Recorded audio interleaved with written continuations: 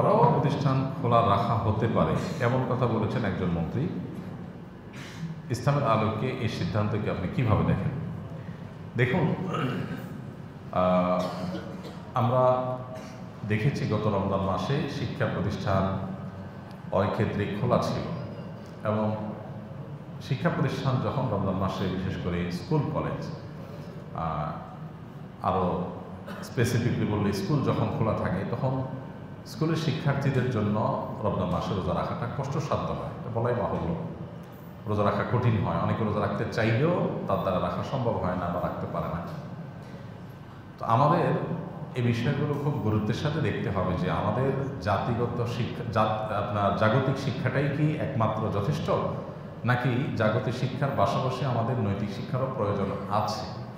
দেশের সাধারণ মানুষের যে ধ্যান ধারণা, সাধারণ মানুষের যে বিশ্বাস, সাধারণ মানুষের যে জীবন আচার, সেটাকে বিশ্লেষণ করলে কি মনে হয় দেশের মানুষ শুধুমাত্র জাগতিক শিক্ষাই চায়, নাকি দিনই ধর্মীয় মূল্যবোধ যেন থাকে, নৈতিক শিক্ষা যেন থাকে, সেটাও মানুষ চায়।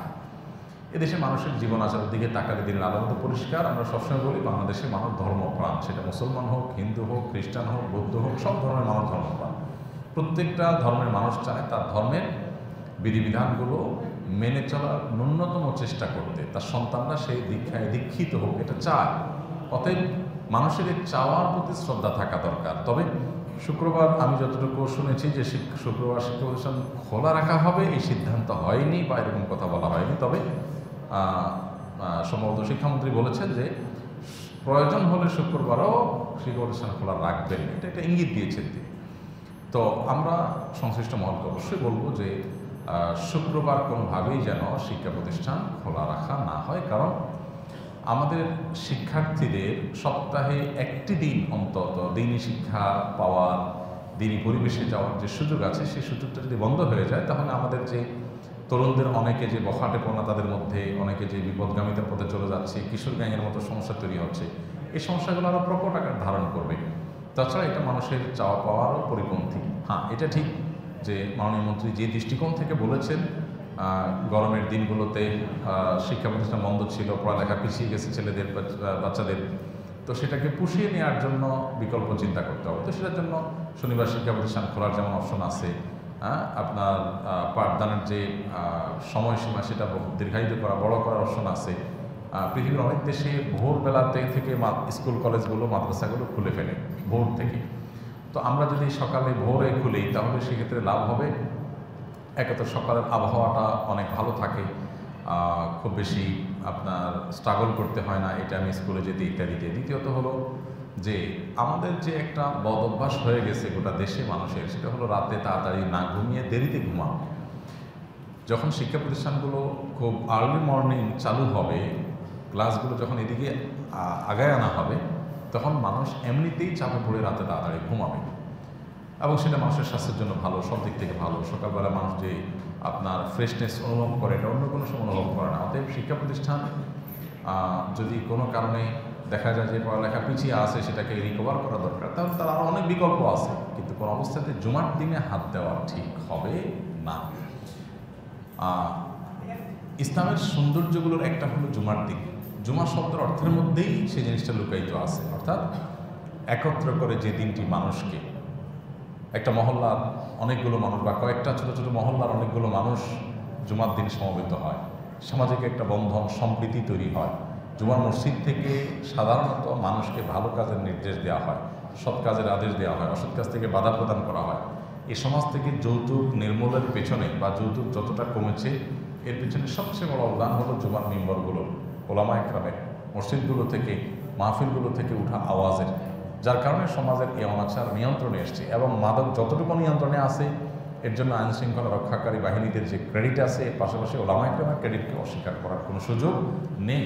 মসজিদের মিম্বর থেকে কথা শুনে কেউ কখনো খারাপ হয়েছে এই নজির পাওয়া যাবে না, কিন্তু মসজিদের মিম্বর থেকে কথা শুনে জীবন পরিবর্তন করে ভালো হয়েছে এরকম নজির শত শত হাজার। অতএব আমাদের সন্তানদের শিক্ষার নামে যদি শুক্রবারের জুমার দিনের যে তাদের ইবাদত বন্দেগীর সুযোগ, নৈতিক শিক্ষা লাভের সুযোগ, সেটা থেকে বঞ্চিত করা হয়, সেটা আমার মনে হয় না এটা যথোপযুক্ত কোনো সিদ্ধান্ত, এবার দেশের কোনো সাধারণ মানুষ এটাকে ভালোভাবে নিবে। অবাক লাগে আমাদের দেশের কিছু মানুষ যারা ইসলামের ব্যাপারে যাদের বিদ্বেষ আছে তারা সবসময় খুঁটিয়ে খুঁটিয়ে এই ইস্যুগুলোকে সামনে নিয়ে আসে এবং অহেতুকভাবে এগুলোকে আলোচনা করে জুমার দিনের প্রাসঙ্গিকতা বা এই জাতীয় বিষয়গুলোকে তারা অস্বীকার করার চেষ্টা করে। তারা ইউরোপ আমেরিকার দৃষ্টান্ত দেয়। ইউরোপ আমেরিকাতে সাপ্তাহিক ছুটি রবিবার। কী কারণে রবিবার? কারণ তাদের দেশে, তাদের সমাজে বেশিরভাগ মানুষ খ্রিস্টান ধর্মাবলম্বী হওয়ার কারণে তাদের ধর্মীয় সাপ্তাহিক গুরুত্বপূর্ণ দিবস হলো রবিবার, সেই জন্য তারা রবিবার ছুটি করেছে। তাহলে একই যুক্তিতে যেখানে মুসলমান বেশি সেখানে ধর্মীয় বিবেচনাতেই জুমার দিন এই ছুটিটাকে সর্বতভাবে মানা উচিত। আলহামদুলিল্লাহ, জুমার দিনের ছুটি নিয়ে আলোচনা নেই, সেটা আমাদের দেশে আছে। আল্লাহ তাআলা শুকর আদায় করি আমরা ইবাদত করতে পারছি। কিন্তু সেই সাথে শিক্ষা প্রতিষ্ঠানে যেন এরকম কোনো সিদ্ধান্ত না আসে যে শিক্ষার্থীরা শুক্রবার শিক্ষা প্রতিষ্ঠানে যেতে হয়। যদি হয় তাহলে সেটা খুবই দুঃখজনক হবে, বেদনাদায়ক হবে এবং আমার মনে হয় না যে এটাকে কেউই ভালোভাবে নিবে। ইসলামী শরীর দৃষ্টিকোণ থেকে এটা কোনো প্রশংসনীয় উদ্যোগ হবে না। আমি আবারও বলছি যে জাগতিক শিক্ষার চাইতে আমাদের সন্তানদের নৈতিক শিক্ষার প্রয়োজন কোনো অংশে কম নয়। এটা এদেশের ধর্মপ্রাণ মানুষের, প্রত্যেকটা মানুষেরই কম বেশি চাওয়া যে তার সন্তান যেন স্বধর্মে শিক্ষায় দীক্ষায় দীক্ষিত হয়, শিক্ষিত হয়। আমরা সকলে জানি একজন ব্যক্তি সর্বোচ্চ 4টি বিবাহ করতে পারে। কেউ যদি 4টির অতিরিক্ত বিবাহ করে তাহলে কী ধরনের গুনাহ করল?